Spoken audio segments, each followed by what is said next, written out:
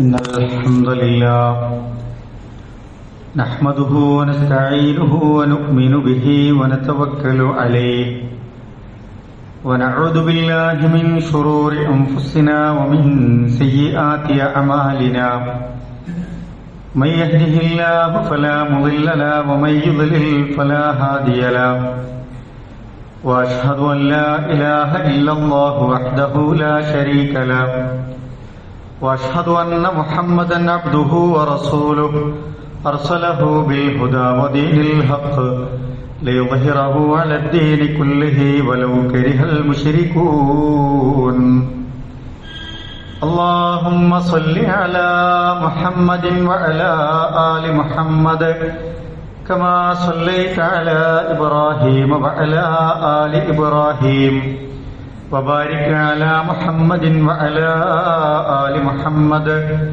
كما باركت على إبراهيم وعلى آل إبراهيم إنك حميد مجيد أما بعد فإن خير الحديث كتاب الله وخير الهدي هدي محمد صلى الله عليه وسلم وشر الأمور محدثاتها وكل محدثة بدعة وكل بدعة ضلالة وكل ضلالة في النار أعوذ بالله من الشيطان الرجيم بسم الله الرحمن الرحيم يا أيها الذين آمنوا اتقوا الله حق تقاته ولا تموتن إلا وأنتم مسلمون بسم الله الرحمن الرحيم ووصى بها إبراهيم بنيه ويعقوب يا بني إن الله اصطفى لكم الدين فلا تموتن إلا وأنتم مسلمون ഏറെ ആദരണീയരായ മുഅ്മിനീങ്ങളെ മുഅ്മിനാത്തുകളെ അല്ലാഹുവിനെ സൂക്ഷിച്ച് ജീവിക്കണമേ എന്ന് എന്നോടും നിങ്ങളോടുമായി ഓർമ്മപ്പെടുത്തുകയാണ്, വസിയത്ത് ചെയ്യുകയാണ്. അല്ലാഹുവിന്റെ തിരുദൂതർ ഒരിക്കൽ സ്വഹാബികളോട് പറഞ്ഞു, നിങ്ങളുടെ ആരോഗ്യവും നിങ്ങളുടെ ഒഴിവു സമയവും അത് വളരെ ഗൗരവത്തിൽ നിങ്ങൾ കാണണമെന്നും നാളെ അല്ലാഹുവിന്റെ അടുക്കൽ അതിനെപ്പറ്റി ചോദ്യം ചെയ്യപ്പെടുമെന്നും അവിടുന്ന് പ്രത്യേകം ഉണർത്തുകയുണ്ടായി. നമ്മളെ സംബന്ധിച്ചിടത്തോളം, നമ്മുടെ മക്കളെയൊക്കെ സംബന്ധിച്ചിടത്തോളം നമ്മളിപ്പോൾ ഒരു അവധിക്കാലത്താണ് ഉള്ളത്. നമ്മുടെ മക്കൾ നമുക്കൊരു അനുഗ്രഹമാണ്. നമ്മുടെ ഒഴിവുവേളകൾ കാര്യക്ഷമമായി ഉപയോഗപ്പെടുത്തിയാൽ ആ സമയവും നമ്മളെ സംബന്ധിച്ചിടത്തോളം അനുഗ്രഹമായി മാറും എന്നതിൽ സംശയമില്ല. മക്കളെ സംബന്ധിച്ചിടത്തോളം നമ്മൾക്ക് കിട്ടിയ ഏറ്റവും വലിയ നിഅമത്താണവർ. മക്കളില്ലാതെ വിഷമിക്കുന്ന എത്രയോ ആളുകളുണ്ട്. അല്ലാഹു അവരുടെയൊക്കെ നല്ല ഉദ്ദേശങ്ങൾ സഫലമാക്കി കൊടുക്കുമാറാവട്ടെ. മക്കളെ നൽകുക എന്നതും മക്കളെ ജീവിതത്തിലേക്ക് തരാതിരിക്കുക എന്നതുമൊക്കെ അള്ളാഹുവിന്റെ തീരുമാനങ്ങളിൽപ്പെട്ടതാണ്. ചിലർക്ക് വളരെ നേരത്തെ മക്കളാകും, ചിലർക്ക് ചിലപ്പോൾ അല്പം വൈകിയാണ് മക്കളെ ലഭിക്കുക. ചിലരുടെ ജീവിതത്തിൽ മക്കളെന്ന ഒരു സൗഭാഗ്യം ചിലപ്പോൾ അള്ളാഹുവിന്റെ തീരുമാനപ്രകാരം ലഭിക്കാതെ പോകുന്നതുമായ സാഹചര്യങ്ങളൊക്കെ ഉണ്ടാകും. ഏതായാലും നമ്മുടെ മക്കൾ നമ്മളെ സംബന്ധിച്ചിടത്തോളം ഒരു വലിയ നിഅമത്താണ് എന്നതിൽ സംശയമില്ല. പരിശുദ്ധ ഖുർആൻ പലയിടങ്ങളിലായി ആണിനെക്കുറിച്ചും പെണ്ണിനെക്കുറിച്ചും ഒക്കെ പറയുന്നുണ്ട്.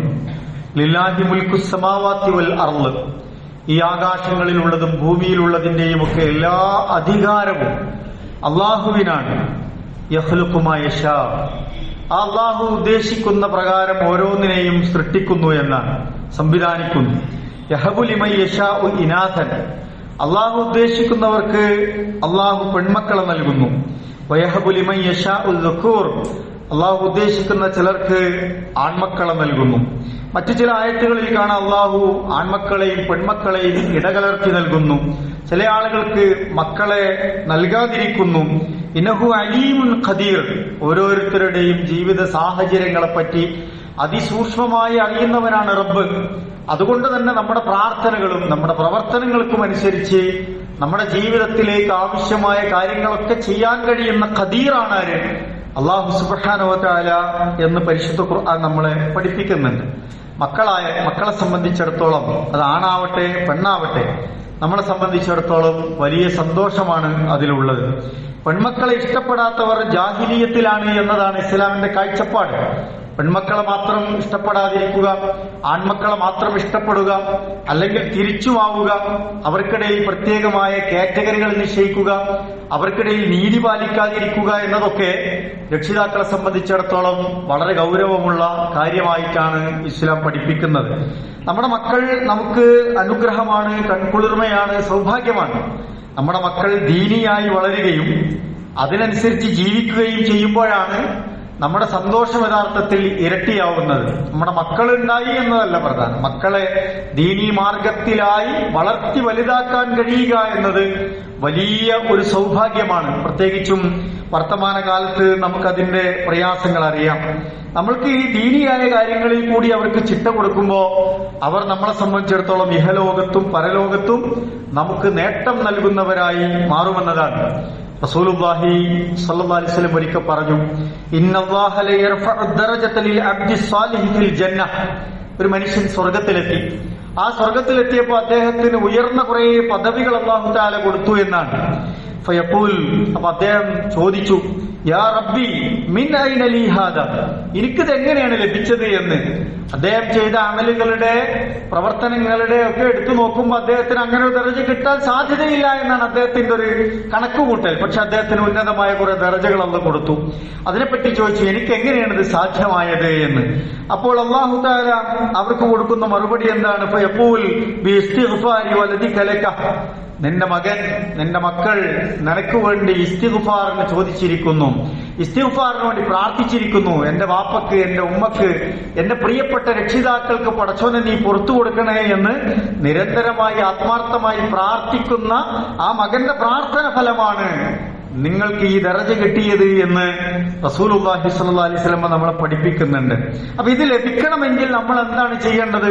രക്ഷിതാക്കളായ നമ്മളെ സംബന്ധിച്ചിടത്തോളം നമ്മുടെ ബാധ്യതകൾ നമ്മൾ നിറവേറ്റണമുണ്ട് എന്നതാണ്. എന്താ നമ്മളെ ബാധ്യത? നമ്മൾക്ക് ഓരോ ഉത്തരവാദിത്തങ്ങളുണ്ട്. പലപ്പോഴും നമ്മൾ കേട്ടുപഠിച്ചൊരു ഹദീസുണ്ട്, കുല്ലുക്കും റായിൻ വകുല്ലുക്കും മസ്ഊലുൻ അൻ റഇയതിഹി എന്ന്. ഓരോരുത്തർക്കും ഓരോരോ ഉത്തരവാദിത്തങ്ങളുണ്ട്. ബാപ്പക്ക് വീട്ടിൽ ഉത്തരവാദിത്തമുണ്ട്, ഉമ്മക്ക് വീട്ടിൽ ഉത്തരവാദിത്തങ്ങളുണ്ട്, മക്കൾക്ക് അവരുടെ ഉത്തരവാദിത്തങ്ങളുണ്ട്, പള്ളിക്ക് അതിന്റെ ഉത്തരവാദിത്തങ്ങളുണ്ട്, പ്രസിഡന്റിനും സെക്രട്ടറിക്കും ഓരോ തലത്തിൽ നമ്മൾ ഏൽപ്പിക്കപ്പെടുന്ന ഉത്തരവാദിത്തങ്ങളുണ്ട്. നമ്മൾ ഓരോ ഇടത്തും ഓരോ തരത്തിലുള്ള അമാനത്തുകൾ ഏൽപ്പിക്കപ്പെട്ടവരാണ്.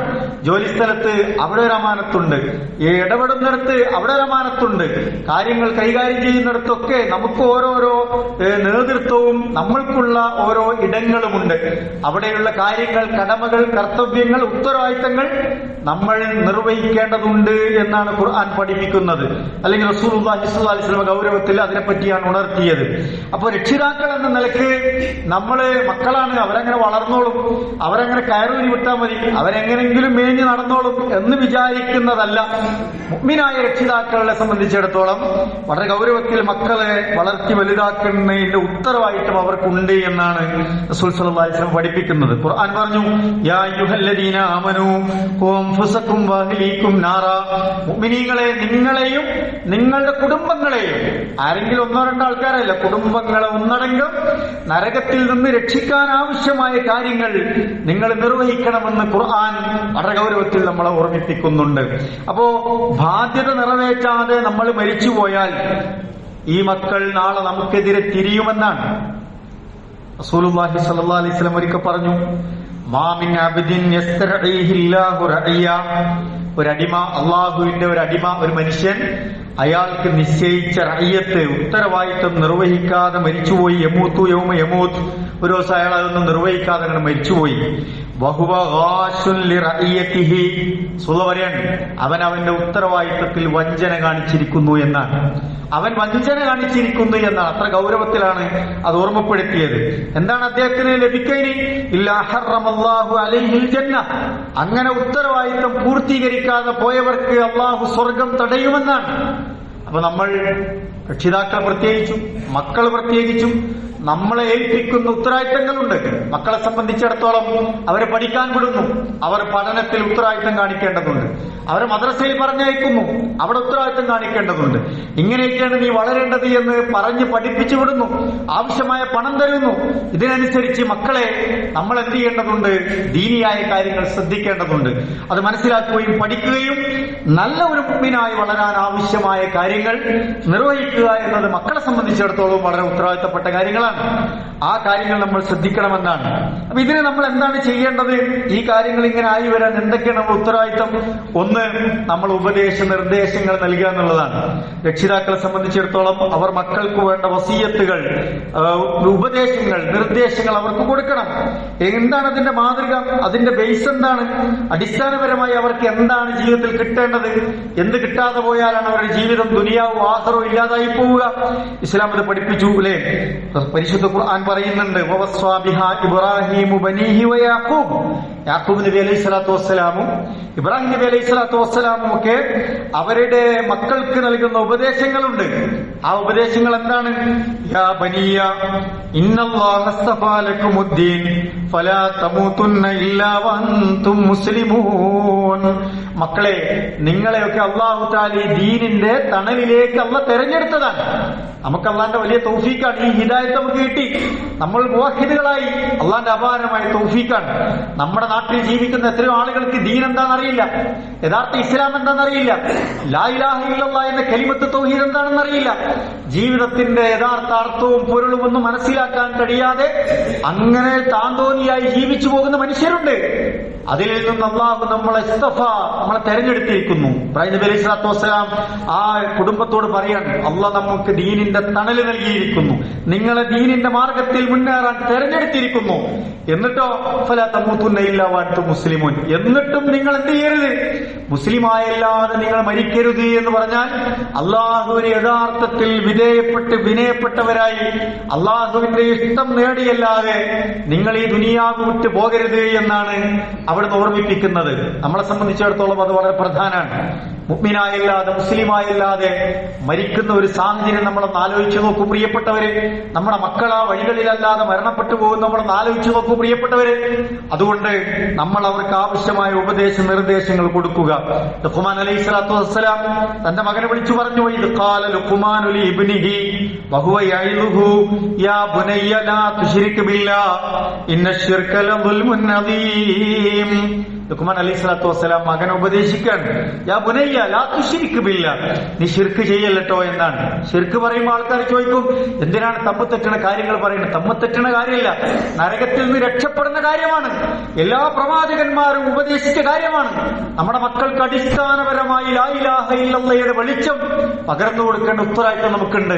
നമ്മുടെ കുടുംബങ്ങളിൽ അത് നമ്മൾ ഉറപ്പുവരുത്തേണ്ടതുണ്ട്. അല്ലെങ്കിൽ നമ്മൾ ഇതറിയാതെ പോയാൽ, മക്കൾ ഇതറിയാതെ പോയാൽ നമ്മൾ നരകത്തിന്റെ അവകാശികളായി പോകുമെന്ന സങ്കടകരമായ കാര്യങ്ങളാണ് നമ്മൾ മനസ്സിലാക്കേണ്ടത്. അതുകൊണ്ട് എന്താണ് ശിർക്ക്, എന്താണ് തൗഹീദ്, നമ്മളത് പഠിക്കണം. ഇന്ന ശിർക ലദുൽമുൻ അദീം, ഏറ്റവും മഹാപാപമായി പരിശുദ്ധ ഖുർആൻ ഓർമ്മപ്പെടുത്തിയ കാര്യമാണത്. യാക്കൂബ് നബി അലൈഹി സ്വലാത്തു വസ്സലാം മരണാസന്നനായി കിടക്കുകയാണ് അല്ലേ? നമ്മൾ മരിക്കാൻ നേരത്ത് എന്തൊക്കെ സ്വപ്നങ്ങള് നമുക്ക് മക്കളോട് പങ്കുവെക്കാനുണ്ടാവും. നമ്മൾക്ക് പൂർത്തീകരിക്കാൻ മറന്നുപോയ, ചെയ്യാൻ പറ്റാതെ പോയ കാര്യങ്ങൾ മക്കളെ ഏൽപ്പിക്കാനുണ്ടാവും. ആധാരത്തെക്കുറിച്ച് സംസാരിക്കാനുണ്ടാവും. വാടക കിട്ടുന്ന കെട്ടിടത്തെക്കുറിച്ച് പറയാനുണ്ടാവും. മക്കളെ കുറിച്ച് പറയാനുണ്ടാവും. ഇന്നയാൾക്ക് ഇന്ന സ്ഥലവും ഇന്ന സൗകര്യങ്ങളും ഇന്നതെന്നൊക്കെ പറയാനുണ്ടാവും. ചിലതൊക്കെ നമ്മൾ കടലാസിൽ എഴുതി വെക്കും അല്ലേ? പക്ഷേ യാക്കൂബ് നബി അലൈഹി സ്വലാത്തു വസ്സലാം മരിക്കാൻ പോവാണ്. അപ്പൊ മക്കളൊക്കെ ചേർത്ത് വിളിച്ചു. മക്കൾക്കും വലിയ പ്രതീക്ഷയായി ഉണ്ടാവും. എന്താണ് വാപ്പ പറയാൻ പോണത് അല്ലെ? ഒരുപാട് കാര്യങ്ങൾ ബാക്കി വെച്ച് വാപ്പ പോകുന്നുണ്ട്, നമുക്ക് ഒരുപാട് കിട്ടാണ്ടാവും എന്ന കണക്ക് പ്രതീക്ഷയാണ് അവർ വന്നത്. ആ പരിശുദ്ധ ഖുർആൻ അത് പറയുന്നുണ്ട്. എന്താണ് യാക്കൂബ് നബി അലൈഹി സ്വലാത്തു വസ്സലാം മരിക്കണ നേരത്തെ അവരോട് ചോദിക്കണ ചോദ്യങ്ങൾ, അവർക്ക് കൊടുക്കുന്ന ഉപദേശങ്ങൾ, അവരോട് ചോദിക്കണ ഒരു ചോദ്യം, മാ തഅബുദൂന മിൻ ബഅദി, മാ തഅബുദൂന മിൻ ബഅദി, ഞാന് മരണാസന്നനായി കിടക്കുകയാണ്, എനിക്ക് ശേഷം ഞാൻ മരണപ്പെട്ടു പോയാൽ നിങ്ങൾ ആരെയാണ് ആരാധിക്കുക എന്നാണ് ചോദിക്കുന്നത്. നിങ്ങൾ ആർക്കാണ് ഇബാദത്ത് ചെയ്യുക എന്ന് ചോദിക്കുകയാണ്. പ്രിയപ്പെട്ടവരെ, പുതിയ കാലത്ത് നമുക്കറിയാം പലതരത്തിലുള്ള ആരാധനാമൂർത്തികൾക്ക് മുമ്പിൽ മുസ്ലിങ്ങൾ ക്യൂ നിൽക്കുകയും അതിന്റെ ഭക്തി പ്രകടിപ്പിക്കാനും സാമൂഹ്യ തലത്തിലുള്ള അംഗീകാരം കിട്ടാനും ഒക്കെയായി തന്റെ ആദർശമൊക്കെ പണയപ്പെടുത്തി പോകുന്ന കാഴ്ചകൾ നമ്മൾ കാണുന്നുണ്ട്. യാക്കൂബ് നബി അലൈഹി സ്വലാത്തു വസ്സലാം ചോദിക്കാണ് മക്കളോട്, മാ തഅബുദൂന മിൻ ബഅദി, ഞാൻ മരിച്ചുപോയാൽ നിങ്ങൾ ആർക്ക് വേണ്ടി ഇബാദത്ത് ചെയ്യുമെന്ന് വളരെ ഗൗരവത്തിൽ ചോദിക്കാണ്. ഒരു ബാപ്പ മരിക്കുമ്പോ അതാണ് ഏറ്റവും പ്രധാനപ്പെട്ടത്, മക്കളെ നിങ്ങൾ വഴിതെറ്റരുത് എന്ന ഉപദേശമാണ്. വഴിതെറ്റുകയില്ല എന്ന് അവരോട് ഉറപ്പ് വാങ്ങലാണ്. അതിനനുസരിച്ച് ജീവിക്കാനുള്ള സൗകര്യങ്ങളും അവസരങ്ങളും അവർക്ക് ഉണ്ടാക്കി കൊടുക്കലാണ്. അതുണ്ടോ എന്ന് നമ്മൾ ഉറപ്പുവരുത്തിയാൽ മതി. അവർ പറഞ്ഞു മറുപടി, ഖാലൂ നഅബദു ഇലാഹക വഇലാഹ ആബാഇക ഇബ്രാഹിം വഇസ്മാഈല വഇസ്ഹാഖ ഇലാഹൻ വാഹിദ വനഹ്നു ലഹു മുസ്ലിമൂൻ എന്ന് പറയാണ്. മാപ്പങ്ങൾ ഭയപ്പെടണ്ട, ഞങ്ങള് താങ്കൾ ആരെയാണോ ആരാധിച്ചത്, താങ്കൾ ആർക്കാണോ ഇബാദത്ത് എടുത്തത്, ഇബ്രാഹിം നബി അലൈഹി സ്വലാത്തു വസ്സലാമും ഇസ്ഹാഖും ഇസ്മായിലും ഞങ്ങളുടെ പൂർവികരായ ആളുകൾ ഏതൊരു ഏക ഇലാഹിനെയാണോ ആരാധിച്ചത് അവരെയാണ് ഞങ്ങൾ ആരാധിക്കുകയുള്ളൂ എന്ന് ഉറപ്പു കൊടുക്കുക. എന്നിട്ട് പറഞ്ഞു, വനഹ്നു ലഹു മുസ്ലിമൂൻ, ഞങ്ങൾ ആ അള്ളാഹുവിന് വഴിപ്പെട്ട് വിധേയപ്പെട്ട് ജീവിക്കുന്നവരായിരിക്കും ബാപ്പ എന്ന് പറയാണ്. പ്രിയപ്പെട്ടവരെ, എത്ര ഗൗരവത്തിലാണ് യാക്കൂബ് നബി അലൈഹി സ്വലാത്തു വസ്സലാം തന്റെ മക്കളെ വിളിച്ചുപദേശിക്കുന്നത്. നമുക്ക് നൽകാനുള്ളത് ഏറ്റവും പ്രധാനപ്പെട്ടത് ഇത്തരത്തിലുള്ള ഉപദേശങ്ങളാണ്. മക്കൾക്ക് ദീന് ഉറപ്പുവരുത്തുക എന്നുള്ളതാണ്. അള്ളാഹു ആരാണ് എന്ന് അവർ നന്നായി അറിയാന്നുള്ളതാണ്. ഈ ലോകത്തിന് ശേഷം നാളെ പരലോകത്തൊരു ജീവിതമുണ്ട് എന്നും അവിടെ സ്വർഗ നരകങ്ങൾ മാറി മറിയുമ്പോ സ്വർഗത്തിന്റെ അവകാശികളാകാൻ ആവശ്യമായ കാര്യങ്ങളൊക്കെ അവർക്ക് പഠിപ്പിച്ചു കൊടുത്തു എന്ന് പ്രിയപ്പെട്ട രക്ഷിതാക്കളെ നമ്മൾ ഉറപ്പുവരുത്തുക. മഹാനായ ഇബ്നു അബ്ബാസ് റളിയല്ലാഹു തആല അൻഹു 9-10 വയസ്സാണ് പ്രായം. റസൂലുള്ളാഹി സ്വല്ലല്ലാഹു അലൈഹി വസല്ലമ അദ്ദേഹത്തെ ഇങ്ങനെ ചേർത്ത് പിടിക്കും. എന്നിട്ട് ഇങ്ങനെ ചെറിയ ചെറിയ ഉപദേശങ്ങൾ പഠിപ്പിച്ചു കൊടുക്കും. അല്ലെ, നീ അള്ളാഹിനെ സൂക്ഷിക്കണേ എങ്കിൽ അള്ളാഹ് നിന്നെ സംരക്ഷിക്കും കേട്ടോ. ലളിതമായ ഉപദേശങ്ങളാണ്. ഇതാ സഅൽത ഫസ്അലില്ല, നിനക്ക് എന്തെങ്കിലും സഹായം അള്ളാഹുവിന്റെ അടുക്കൽ നിന്ന് ആവശ്യമുണ്ടോ നീ അള്ളാഹിനോട് ചോദിക്കണേ, അള്ളാഹ് അത് തരുമെന്നാണ്, അത് സാധ്യമാക്കി തരും. അല്ലെ, നിനക്ക് അള്ളാഹിനോട് സഹായം തേടണമെങ്കിൽ നീ ആരോട് സഹായം തേടണം? അള്ളാഹിനോട് സഹായം തേടണം എന്ന് പഠിപ്പിച്ചു കൊടുക്കുകയാണ്. നീ മനസ്സിലാക്കേണ്ടത് ജീവിതത്തിൽ അള്ളാഹുവിന്റെ ഖദറുണ്ട്, ഖലാ ഉണ്ട്. നിനക്ക് അള്ളാഹ് വിധിച്ചതേ സംഭവിക്കുകയുള്ളൂ.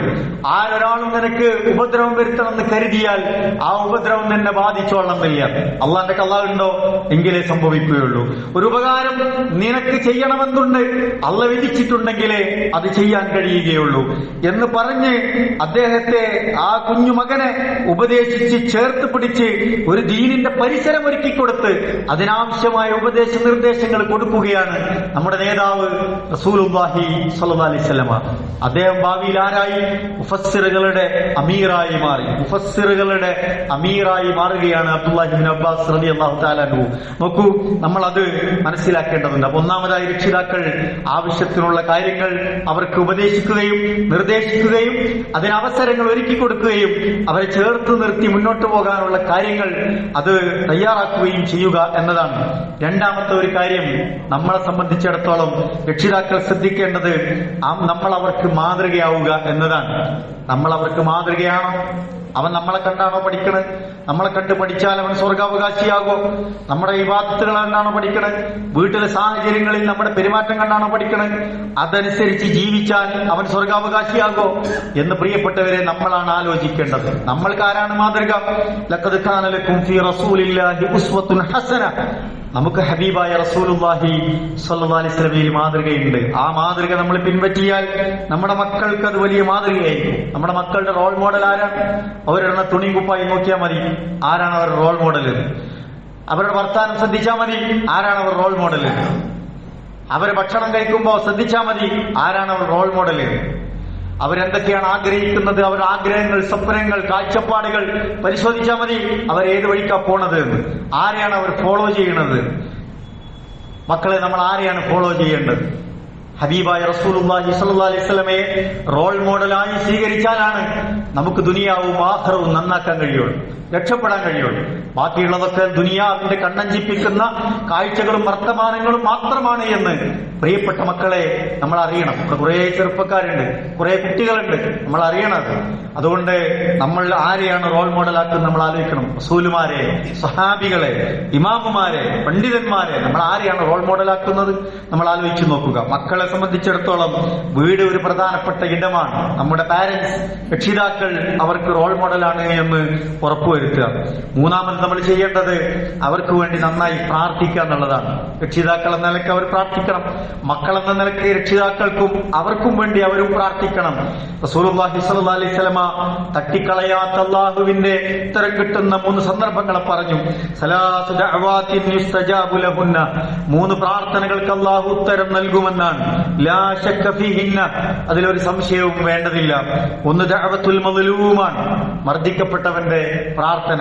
മനുഷ്യന് ഇടങ്ങാറായി പോകും, ചില മനുഷ്യന്മാരെ കൊണ്ട് ഇടങ്ങാറായി പോകും, പല നിലയ്ക്ക് ഇടങ്ങാറാവും. ഉപദ്രവം, നേരിട്ട് ശാരീരിക ഉപദ്രവം, മാനസിക ഉപദ്രവം, പലതരത്തിലുള്ള മാനഹാനിയായിട്ടുള്ള ഉപദ്രവം, പല നിരക്കുള്ള കുടിസാക്കലുകൾ ഉണ്ടാവും. അങ്ങനെ ഉപദ്രവം സഹിക്കവയ്യാതെ ഒരു മനുഷ്യൻ അള്ളാഹിനോട് പ്രാർത്ഥിക്കുകയാണ്, പടച്ചോനെ ഞാൻ ഇടങ്ങാറായി, ഇത് നിന്നൊന്ന് രക്ഷപ്പെടുത്തണേ എന്ന് പ്രാർത്ഥിച്ചാൽ അള്ളാഹ് പ്രാർത്ഥന കേൾക്കുമെന്നാണ് പ്രിയപ്പെട്ടവര്. രണ്ടാമത്തെ ദഅവത്തുൽ മുസാഫിറാണ്, യാത്രക്കാരുടെ പ്രാർത്ഥനയാണ്. യാത്ര ഒരു ക്ലേശകരമായ കാര്യമാണ്, അവർക്ക് ആ പ്രാർത്ഥനയ്ക്ക് അള്ളാഹു ഉത്തരം നൽകുമെന്നാണ്. മൂന്നാമത്തെ പ്രാർത്ഥന ആരുടേതാണ്? ദഅവത്തുൽ വാലിദി ലിവലദിഹി എന്നാണ്. മാതാപിതാക്കൾ മക്കൾക്ക് വേണ്ടിയുള്ള ദുആയാണ്. പലപ്പോഴും മക്കളെ കുറിച്ച് ഒരുപാട് പരിഭവങ്ങൾ ഉണ്ടാകും, വളർത്തി വലുതാക്കാനുള്ള ഒരുപാട് സങ്കടങ്ങളും സാഹസങ്ങളും ഒക്കെ നമുക്ക് നേരിടേണ്ടി വരും. പക്ഷെ അപ്പോഴൊക്കെ മക്കളെ കുറിച്ച് മോശമായത് ചിന്തിക്കരുത്, മോശമായ വാക്കുകൾ പറയരുത്, ശാപപ്രാർത്ഥന ഉണ്ടാകരുത്, നീ ഒരിക്കലും ഗുണം പിടിക്കൂല എന്നൊന്നും പറയരുത്, നിനക്കൊന്നും നന്നായി കൂടടാ എന്നൊന്നും പറഞ്ഞ് അവനെ അവഹേളിക്കരുത്. അവന്റെ വ്യക്തിത്വത്തെ പരിഗണിച്ച് അവന്റെ ഭാവി സുരക്ഷിതമാക്കാൻ ആവശ്യമായ കാര്യം അവനെ ഉപദേശിച്ച് അള്ളാഹുവിനോട് അവന്റെ ഖൈറിന് വേണ്ടി പ്രാർത്ഥിക്കണമെന്നതാണ്. ഇബാദുർ റഹ്മാൻ, അള്ളാഹുവിന്റെ ഏറ്റവും നല്ല അടിമകളെ കുറിച്ച് അവരുടെ പ്രാർത്ഥന പഠിപ്പിക്കുന്നുണ്ട്. റബ്ബനാ ഹബ് ലനാ മിൻ അസ്വാജിനാ വദുരിയാതിനാ ഖുറത അയുൻ വജഅൽനാ ലിൽ മുത്തഖീന ഇമാമാ. എത്ര മനോഹരമായ പ്രാർത്ഥനയാണ്, നമ്മൾ പഠിച്ച് പ്രാർത്ഥിക്കണം പ്രിയപ്പെട്ടവരെ. എന്റെ മക്കളിൽ, എന്റെ കുടുംബങ്ങളിൽ, എന്റെ ഭാര്യകളിൽ, അല്ലെ ഭാര്യമാരിൽ പടച്ചോനെ എനിക്ക് നീ ഖുറത അയുൻ, കൺകുളിർമ പ്രദാനം ചെയ്യണേ എന്ന് പ്രാർത്ഥിക്കാൻ. കൺകുളിർമ കാണുമ്പോ സന്തോഷം, വർത്തമാനം പറയുമ്പോ സന്തോഷം, കൂടിയിരിക്കുമ്പോ സന്തോഷം, ഭക്ഷണം കഴിക്കാനിരിക്കുമ്പോ സന്തോഷം, യാത്ര പോകുമ്പോ സന്തോഷം. അതാണ് ആ കൺകുളിർമ എന്ന് പറയുന്നത്. ഉള്ളതിൽ തൃപ്തിപ്പെട്ട് ജീവിക്കാനുള്ള ഒരു മാനസികമായ പരിസരം അവിടെ ഉണ്ടാകുക എന്നുള്ളതാണ്. ഇല്ലായ്മയെ കുറിച്ച് പരാതി പറയില്ല, കിട്ടാത്തതിന്റെ കണക്ക് പറയില്ല, അതിന്റെ പേരിൽ പണക്കങ്ങളും ശകാരങ്ങളും കലഹങ്ങളും ഇല്ല. ഉള്ളതെല്ലാവരും തൃപ്തിപ്പെട്ട് ഒരു കൂടിച്ചേരലാണത്. മനസ്സിന്റെ സ്വസ്ഥതയും സമാധാനവും കിട്ടുന്ന സന്ദർഭമാണത്. പ്രാർത്ഥിക്കണം എന്താണ്? വജഅൽനാ ലിൽ മുത്തഖീന ഇമാമ, പടച്ചോനെ ഭക്തിയുള്ള നല്ല മനുഷ്യർക്ക്, മുത്തഖീങ്ങൾക്ക് ഞങ്ങളെ നീ ഇമാമാക്കണേ എന്ന് പറഞ്ഞാൽ അവരുടെ മുന്നിൽ നിൽക്കാൻ ഞങ്ങളെ യോഗ്യരാക്കണേ എന്ന് പ്രാർത്ഥിക്കുകയാണ്. നമ്മൾ നിരന്തരമായി നമ്മുടെ മക്കളുടെ ഭാവിക്ക് വേണ്ടി, നന്മക്ക് വേണ്ടി പ്രാർത്ഥിക്കണം എന്നത് നമുക്ക് ചെയ്യാനുള്ള ഉത്തരവാദിത്തമാണ്. നാലാമതായി ഓർമ്മിപ്പിക്കാനുള്ളത്, ദീൻ പഠിക്കാനുള്ള സാഹചര്യങ്ങൾ പ്രിയപ്പെട്ടവരെ അവർക്ക് ഒരുക്കി കൊടുക്കണം. ദീൻ പഠിക്കാനുള്ള സാഹചര്യങ്ങൾ, മദ്രസ അത് സ്കൂളിലുണ്ട് എന്ന് പറഞ്ഞ് നമ്മൾ ഒഴിവാക്കേണ്ടതില്ല. മദ്രസ സംവിധാനങ്ങളിലേക്ക് നമ്മുടെ മക്കളെ, അവർക്കൊരു അനുഭവം വേണ്ടേ? മദ്രസയെ കുറിച്ചുള്ള ഒരു അനുഭവം അവർക്ക് വേണ്ടേ? എന്താണ് മദ്രസ? 10ാം ക്ലാസ് ഒക്കെ കഴിഞ്ഞ്, പ്ലസ് 2 ഒക്കെ കഴിഞ്ഞ് അവൻ വലിയ മനുഷ്യനായി, അവന് മദ്രസ എന്താണെന്ന് അറിയില്ല, മദ്രസനെ കുറിച്ചുള്ള അനുഭവങ്ങളില്ല, ഓർമ്മകളില്ല, അവിടുന്ന് ഓതി പഠിച്ച കാര്യങ്ങളില്ല, ഖുർആനുമായി ബന്ധങ്ങളില്ല. ഇങ്ങനെ ഒരു മക്കളെ നമ്മൾ ജീവിപ്പിച്ചിട്ട് എന്താണ് കാര്യം? നമ്മൾ ആലോചിക്കേണ്ടതുണ്ട്. മദ്രസകൾ അവരനുഭവിക്കേണ്ടതാണ്. അതിനനുഭവങ്ങൾ ഉണ്ടാക്കാൻ അവരെ നമ്മൾ അവിടെ എത്തിക്കണം. അതുപോലെ തന്നെ അത്തരത്തിലുള്ള പാഠശാലകൾ നമ്മൾ തെരഞ്ഞെടുത്തു കൊടുക്കണം. മക്കൾക്ക് ദീനിയായി ഒന്നും ചെയ്യാൻ കഴിയാത്ത പരിസരങ്ങളിലൊക്കെ ഉള്ള കലാലയങ്ങളിലൊക്കെ നമ്മൾ കൊണ്ടേയാക്കും. പക്ഷെ മക്കൾ ചിലപ്പോൾ നഷ്ടപ്പെട്ടു നഷ്ടപ്പെട്ടു പോകും. നമുക്കെല്ലാം ഉറപ്പൊക്കെ ഉണ്ടാവും. പക്ഷേ ഒരു അനുകൂലമായ സാഹചര്യം ഇല്ലെങ്കിൽ നിലനിർത്താൻ കഴിയില്ല. വെക്കേഷനാണ്, മുതിർന്നവര് കൂടുതൽ സമയം കുട്ടികൾക്കൊപ്പം ചെലവഴിക്കാൻ പറ്റുന്ന സമയമാണ്. നമ്മൾക്ക് നമ്മുടെ മക്കളെ കൂടെ നിന്ന് അവരെങ്ങനെ മോൾഡ് ചെയ്തെടുക്കാൻ പറ്റിയ സമയമാണ്. കുട്ടികൾ ഒരു ശല്യമായിട്ടാണ് പലപ്പോഴും രക്ഷിതാക്കൾ കാണാം. പടച്ചോനെ, 2 മാസം ഉണ്ടല്ലോ, എന്താണ് ഇതിനെ കൂടി കാട്ടാം, ഒച്ചപ്പാടും ബഹളും കലഹവും അടിപിടി കച്ചറയൊക്കെ ആണല്ലോ എന്ന് ചിന്തിച്ചിട്ട് എവിടെയെങ്കിലുമൊക്കെ കൊണ്ടയാക്കലല്ല. അതിന് പകരം അവരുടെ കൂടെ നമ്മൾ നിന്നുകൊടുക്കുക. സമയമാവുമ്പോൾ അവനെ കുളിക്കാൻ ആവശ്യമായ കാര്യങ്ങൾ ഒരുക്കി കൊടുക്കുക, ഭക്ഷണം ഒരുക്കി കൊടുക്കുക. നമസ്കാരത്തിന്റെ സമയമാവുമ്പോൾ ഒന്നിച്ചു ചേർന്ന് അതിനുള്ള അവസരങ്ങൾ ഉണ്ടാക്കാം. അങ്ങനെ അവന്റെ ശീലങ്ങളെ മാറ്റിയെടുക്കാൻ നമ്മൾ ശ്രമിക്കുക എന്ന് പ്രധാനമാണ്. ദേഷ്യപ്പെട്ട് ശകാരിച്ച് എപ്പോഴും കുറ്റപ്പെടുത്തലുകൾ മാത്രമായാലും അവർക്ക് ജീവിതം വെറുക്കും, വീട്ടിൽ നിൽക്കുന്നത് അസ്വസ്ഥമായി തോന്നും. അതിന് പകരം കുറച്ചൊക്കെ ദേഷ്യപ്പിടിക്കേണ്ടി വരും, ശകാരിക്കേണ്ടി വരും, ചിലപ്പോൾ 2 എണ്ണമൊക്കെ കൊടുക്കേണ്ടി വരും. മക്കളെ, അതൊക്കെ ജീവിതത്തിൽ ഒരു സൗഭാഗ്യമാണ്. പാപ്പാരിമാരൊക്കെ കയ്യിൽ നിന്ന് 2 ചീത്ത കേൾക്കുക, അത് 2 അടിയൊക്കെ വാങ്ങാം. അതെന്തിനാണ്? നമുക്ക് തിരിച്ചറിവിന് വേണ്ടിയിട്ടാണ്, നമ്മൾക്ക് ചില ബോധം ഉണ്ടാവാൻ വേണ്ടിയിട്ടാണ്. കുറച്ച് കഴിയുമ്പോൾ നമുക്ക് അതിന്റെ അർത്ഥമൊക്കെ മനസ്സിലാവും. അതിന്റെ പേരിൽ ആരും തെറ്റിപ്പോണ്ടയില്ല, ദേഷ്യപ്പിടിക്കേണ്ടയില്ല, ഞാൻ വീട്ടിൽ കയറില്ല എന്നൊന്നും പറയേണ്ടതില്ല. ദീൻ അങ്ങനെയാണ്. ഇങ്ങനെയൊക്കെ തന്നെ കൂട്ടിപ്പിടിച്ചാണ് നമ്മൾ രൂപപ്പെടുത്തി എടുക്കുക എന്നതാണ്. നമ്മളെ സംബന്ധിച്ചിടത്തോളം വിനോദത്തിന്റെ ഒരു സമയം കൂടിയാണിത്. നമ്മുടെ മക്കൾക്ക് വിനോദത്തിനുള്ള അവസരങ്ങൾ ഉണ്ടാകണം. എല്ലാം കെട്ടിപ്പൂട്ടി വെച്ച് അവനാകെ കുടുസാക്കി മാറ്റരുത്. അവന് വിനോദത്തിനുള്ള അവസരങ്ങൾ കൊടുക്കണം. വെറും മൊബൈലും ടാബും കൊടുത്ത് നാളെ അവരെ നമ്മളെ ശത്രുക്കളാക്കേണ്ടതില്ല. കായികമായ വിനോദങ്ങളുണ്ട്, അവർക്ക് പരിശീലിക്കാനുള്ള കാര്യങ്ങളുണ്ട്, ഭൗതികമായ കാര്യങ്ങളുണ്ട്, മതപരമായ വിജ്ഞാനത്തിന്റെ കാര്യങ്ങളുണ്ട്. അവരതിലൊക്കെ പങ്കെടുപ്പിക്കുക. മതവിജ്ഞാനങ്ങളുടെ മത്സരങ്ങൾ ഉണ്ടാകും, അതിലവരെ പങ്കെടുപ്പിക്കാം. നല്ല യാത്രകൾ, ടൂർ സംഘടിപ്പിക്കുക. അവർക്ക് കൂട്ടുകാരുടെ മാത്രം ടൂറല്ല, കുടുംബങ്ങളോടൊന്നിച്ച് ഉള്ള യാത്രകളും അവർക്ക് വളരെ പ്രധാനമാണ്. അവരുടെ കറക്കം എങ്ങോട്ടാണ് എന്നതിനെ കുറിച്ച് നമുക്ക് ധാരണ വേണം. ഏതിലെയും എങ്ങനെയും എപ്പോഴും പോവുകയും വരികയും ചെയ്യുന്ന ഒരു സിസ്റ്റം യഥാർത്ഥത്തിൽ ഇസ്ലാമിക കുടുംബ വ്യവസ്ഥയ്ക്ക് ചേർന്നതല്ല എന്ന് നമ്മൾ തിരിച്ചറിയണം. നമ്മുടെ ഗ്രാമങ്ങളുടെ അവസ്ഥ എന്താണ്? നമ്മുടെ ആശുപത്രികളുടെ അവസ്ഥ എന്താണ്? അവിടെ രോഗം ബാധിച്ച മനുഷ്യരുടെ അവസ്ഥ എന്താണ്? പ്രയാസപ്പെടുന്ന ആളുകളുടെ ഒക്കെ കേന്ദ്രങ്ങൾ നമുക്കിടയിലുണ്ട്. അവിടേക്കൊക്കെ യാത്ര സംഘടിപ്പിക്കുകയും വേദനകളും വേവലാതികളും സങ്കടങ്ങളും ജീവിതത്തിന്റെ സുഖങ്ങളോടൊപ്പം അവരനുഭവിപ്പിക്കാനൊക്കെയുള്ള സന്ദർഭമാണ് പ്രിയപ്പെട്ടവരെ ഈ സമയമെന്ന് പറയുന്നത്. അത് നമ്മൾ പ്ലാൻ ചെയ്ത് നന്നായിട്ട് യൂട്ടിലൈസ് ചെയ്താൽ നമ്മുടെ മക്കൾ നന്നാകും. നമുക്കത് കൺകുളിർമയായിട്ട് അനുഭവിക്കാൻ കഴിയും. നമുക്ക് വേണ്ടി നാളെ പ്രാർത്ഥിക്കുന്ന മക്കളായി അവർ മാറും. നന്നായി നമ്മൾ പ്രവർത്തിക്കുകയും പ്രാർത്ഥിക്കുകയും ചെയ്യുക. അല്ലാഹു സുബ്ഹാനഹു വ തആല നമ്മളെയും നമ്മുടെ മക്കളെയും ഒക്കെ കുടുംബാംഗങ്ങളെയും ഒക്കെ അനുഗ്രഹിക്കുമാറാവട്ടെ.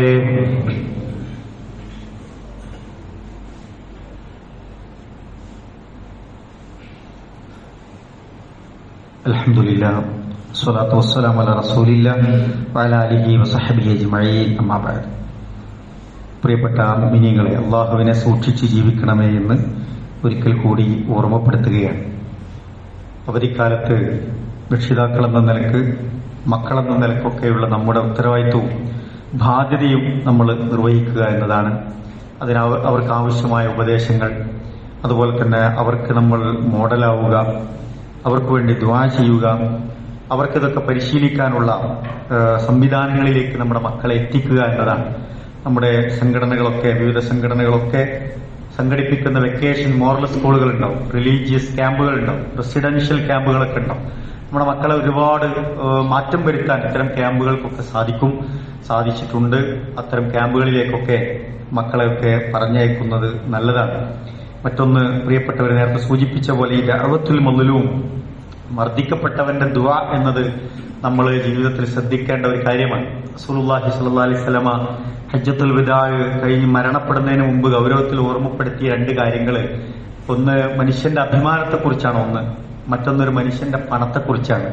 ഇത് രണ്ടും വളരെ ഗൗരവത്തിലുള്ള വിഷയമായിട്ടാണ് ദീന് പഠിപ്പിക്കുന്നത്. ഒരാൾ അഭിമാനത്തിന് ക്ഷതം വരുത്തുക എന്നതും ഒരാളുടെ പണം നഷ്ടപ്പെടുത്തുക എന്നതും ചെറിയ കാര്യമല്ല, വളരെ ഗൗരവമുള്ള, വളരെ ഉത്തരവാദിത്വബോധത്തോടുകൂടി കാണേണ്ട കാര്യമായിട്ടാണ് ദീന് പഠിപ്പിക്കുന്നത്. അത് വ്യക്തികളായാലും സ്ഥാപനങ്ങളായാലും ഒക്കെ അതിൻ്റെതായ ഉത്തരവാദിത്തങ്ങൾ നമുക്കുണ്ട് എന്നത് നമ്മൾ മറക്കാതിരിക്കണം. അതിൽ നമ്മൾ ശ്രദ്ധിക്കേണ്ടത്, പലപ്പോഴും നമ്മൾ ഒരാൾക്ക് സഹായം കൊടുക്കും, പക്ഷെ തിരിച്ചാ സഹായം നമുക്ക് ആവശ്യമുള്ള ഒരു സമയത്ത് ചോദിക്കുമ്പോൾ പലപ്പോഴും ആളുകൾ ശത്രുക്കളാവും. കടബാധ്യതയിൽപ്പെട്ട കുടുങ്ങിപ്പോയ ആളുകളുണ്ട്, കടം കൊടുത്തവരുണ്ടാവും. പക്ഷെ പിന്നീട് ഈ കടമൊക്കെ തിരിച്ചു ചോദിക്കുമ്പോൾ ഭയങ്കര പ്രയാസങ്ങളാണ് സൃഷ്ടിക്കാറുള്ളത്. ഖുർആൻ നോക്കുക, ഏറ്റവും വലിയ ആയത്ത് കടബാധ്യതയെക്കുറിച്ചാണ് പറഞ്ഞത്. ഏറ്റവും വലിയ ആയത്ത് ഈ കടം വാങ്ങിയിട്ട് തിരിച്ചു കൊടുക്കാതിരിക്കുക എന്നത് സാമ്പത്തിക രംഗത്ത് നമ്മൾ മനസ്സിലാക്കേണ്ട ഒരു കാര്യം. അത് കൊടുക്കണ്ടേ? മരിച്ചുപോയാൽ മയ്യത്ത് നമസ്കാരത്തിന്റെ ബാധ്യത ഒരാൾ ഏറ്റെടുത്തിട്ടില്ലെങ്കിൽ, കടബാധ്യത ഏറ്റെടുത്തിട്ടില്ലെങ്കിൽ, റസൂലുള്ളാഹി സ്വല്ലല്ലാഹു അലൈഹി വസല്ലം ഒരു മയ്യത്ത് നിസ്കരിച്ചില്ല അല്ലെ? ബാധ്യത ഒരാൾ ഏറ്റെടുത്തതിനാണ് നിസ്കരിച്ചത്. നമ്മുടെ ഇബാദത്തുകൾ എന്ന് പറഞ്ഞാൽ എന്താണ്? നമ്മളെ പരിവർത്തിപ്പിക്കാനുള്ളതാണ്. അത് നമ്മുടെ സ്വഭാവം നന്നാകണ പോലെ നമ്മുടെ സാമ്പത്തിക രംഗമൊക്കെ എന്ത് ചെയ്യണം? നന്നാകേണ്ടതുണ്ട്. അതുപോലെ തന്നെ സാമ്പത്തിക രംഗത്ത് നമ്മൾ കെണിയിൽ വീഴുന്ന ഒരു സംഗതിയാണ് പലിശ എന്ന് പറയുന്നത്. പലിശ ഭയങ്കര അപകടം സൃഷ്ടിക്കും. ഒരിക്കൽ നിങ്ങൾ ആ കെണിയിൽ ചുഴിയിൽ വീണോ കയറി പോരാൻ കഴിയാത്ത പ്രയാസങ്ങൾ ഉണ്ടാവും. വീണ്ടും വീണ്ടും അതിലേക്ക് തന്നെ എടുത്ത് വീണു പോണ സാഹചര്യങ്ങൾ ഉണ്ടാവും. പലിശ അങ്ങനെയാണ് ഖുർആൻ പരിചയപ്പെടുത്തിയത്. അപ്പൊ 1 വെച്ച് 10 വെച്ച് പിന്നെ അതിന്റെ പലിശ അടച്ച് പിന്നെ അടുത്ത പ്രാവശ്യം തിരിച്ചു വെച്ച് മറച്ചു വെച്ച് ഇങ്ങനെയൊക്കെ സംവിധാനങ്ങൾ നാട്ടിലുണ്ടാവും. പക്ഷെ നമുക്കത് വേണോ എന്നുള്ളത് നമ്മൾ വളരെ ഗൗരവത്തിൽ ആലോചിക്കേണ്ടതുണ്ട്. പലിശയായിട്ട് നമ്മൾ ബന്ധപ്പെട്ടോ വേഗം ക്ലോസ് ചെയ്തിട്ട് നമ്മൾ തിരിച്ചു വരാനുള്ള കാര്യങ്ങൾ ചെയ്യാന്നുള്ളതാണ്. അതുകൊണ്ട് ലാഭമുണ്ടെന്ന് നമുക്കിങ്ങനെ തോന്നും. ലാഭമല്ല, നമ്മൾ വലിയ കെണിയിലേക്കാണ് പോണത് എന്നത് നമ്മൾ മനസ്സിലാക്കേണ്ടത്. ഞാൻ സൂചിപ്പിച്ചത് ഈ ഇത്തരം പ്രശ്നങ്ങളൊക്കെ വരുമ്പോൾ നമ്മൾ അഭിമാനത്തെയും ഈ പണമൊക്കെ നഷ്ടപ്പെടുത്തുന്ന സാഹചര്യങ്ങൾ വരും. അത് നമ്മളെല്ലാവരും വ്യക്തിപരമായും ശ്രദ്ധിക്കേണ്ട ഒരു വിഷയമാണ്. റമളാനൊക്കെ കഴിഞ്ഞോട് കൂടിയിട്ട് ആ കെട്ടൊക്കെ പൊട്ടി വീണ്ടും സിനിമകളിലേക്ക് ആളുകൾ ഇങ്ങനെ പോവാണ്. അതിനൊന്ന് നമ്മൾ ചെറുക്കാൻ നമ്മൾ തന്നെ ശ്രദ്ധിക്കേണ്ടതുണ്ട്. നന്നായി ശ്രദ്ധിക്കുകയും പ്രാർത്ഥിക്കുകയും ചെയ്യുക. അള്ളാഹു നമ്മയൊക്കെ അനുഗ്രഹിക്കുമാറാവട്ടെ. നമ്മളിൽ നിന്ന് വന്നുപോയ ചെറുതും വലുതുമായ എല്ലാ തെറ്റുകുറ്റങ്ങളും റഹ്മാനും റഹീമുമായ നാഥ ഞങ്ങളിൽ നിന്ന് നീ വിട്ടുപുറത്ത് മാപ്പാക്കി തരണം റഹ്മാനെ. എല്ലാവിധ ഫിത്നകളിൽ നിന്നും ഫസാദുകളിൽ നിന്നും ഞങ്ങളെയും ഞങ്ങളുടെ കുടുംബാംഗങ്ങളെയും നീ കാത്തു രക്ഷിക്കണം റഹ്മാനെ. അള്ളാഹുവെ, ഞങ്ങളിൽ നിന്ന് മരണപ്പെട്ടു പോയ ഞങ്ങളുടെ മാതാപിതാക്കൾ, ഞങ്ങളുടെ ബന്ധുമിത്രാദികൾ, ഞങ്ങളുടെ ഇണകൾ, ഞങ്ങളുടെ സഹോദരങ്ങൾ, സഹോദരിമാർ, ഞങ്ങളുടെ പ്രിയപ്പെട്ടവർ, ഞങ്ങളുടെ നേതാക്കൾ, ഞങ്ങളുടെ ഉമറാക്കൾ, ഞങ്ങളുടെ ഉലമാക്കൾ, അള്ളാഹു ഞങ്ങളുടെ ഗുരുനാഥന്മാർ, എല്ലാവർക്കും നീ മഗ്ഫിറത്തും മർഹമത്തും നൽകി അനുഗ്രഹിക്കണമേ റഹ്മാനെ. അള്ളാഹുവെ, മാരകമായ രോഗങ്ങളിൽ നിന്ന്, മാറാരോഗങ്ങളിൽ നിന്ന്, കഠിനമായ പരീക്ഷണങ്ങളിൽ നിന്ന്, കണിശമായ വിചാരണകളിൽ നിന്ന്, കത്തിജ്വലിക്കുന്ന നരകത്തിൽ നിന്ന് അള്ളാഹുവെ ഞങ്ങളെയും ഞങ്ങളുടെ പ്രിയപ്പെട്ടവരെയും ഒക്കെ നീ കാത്തു രക്ഷിക്കണമേ റഹ്മാനെ. നിന്റെ സ്വർഗപൂങ്കാവനത്തിൽ ഞങ്ങളെ നീ പ്രവേശിപ്പിച്ച് അനുഗ്രഹിക്കണമേ റഹ്മാനെ. അള്ളാഹുവെ, ഞങ്ങളുടെ മാതാപിതാക്കൾക്ക് നീ പുറത്തു കൊടുക്കണ റഹ്മാനെ. അവർക്ക് നീ ആയുസ്സും ആരോഗ്യവും നൽകി അനുഗ്രഹിക്കണമേ റഹ്മാനെ. മാനസികമായി വിഷമിക്കുന്നവരുണ്ട്, ശാരീരികമായി പ്രയാസപ്പെടുന്നവരുണ്ട്, സാമ്പത്തികമായി വിഷമിക്കുന്നവരുണ്ട്. അള്ളാഹുവെ, എല്ലാവരുടെയും പ്രയാസങ്ങളെ നീ ദൂരീകരിച്ചു കൊടുക്കണ റഹ്മാനെ. ഞങ്ങളുടെ നല്ല ഉദ്ദേശങ്ങളെ നീ സഫലമാക്കി തരണമേ റഹ്മാനെ. അള്ളാഹുവെ, ധാരാളം നല്ല ഉദ്ദേശങ്ങൾക്ക് വേണ്ടി പ്രാർത്ഥന കൊണ്ട് വസിയത്ത് ചെയ്ത ഞങ്ങളുടെ പ്രിയപ്പെട്ടവരുണ്ട്. അള്ളാഹുവെ, അവരുടെയൊക്കെ നല്ല ഉദ്ദേശങ്ങളെ നീ സഫലമാക്കി കൊടുക്കണ റഹ്മാനെ. പരിശുദ്ധ ഉംറയും ഹജ്ജും ഒക്കെ നിർവഹിക്കാൻ വേണ്ടി തയ്യാറെടുത്ത് നിൽക്കുന്ന, അതിന് ഭാഗ്യം ലഭിച്ച ഞങ്ങളുടെ പ്രിയപ്പെട്ടവരുണ്ട്. അതിനുവേണ്ടി പ്രതീക്ഷയോടെ കാത്തിരിക്കുന്നവരുണ്ട്. അള്ളാഹുവെ, അവരുടെയൊക്കെ നല്ല ഉദ്ദേശങ്ങളെ നീ സഫലമാക്കി കൊടുക്കണ റഹ്മാനെ. മഖ്ബൂലും മബ്റൂറുമായ ഹജ്ജും ഉംറയും ഒക്കെ നിർവഹിക്കാനുള്ള തൗഫീക്ക് അവർക്കും ഞങ്ങൾക്കുമൊക്കെ നീ നൽകി അനുഗ്രഹിക്കണമേ റഹ്മാനെ.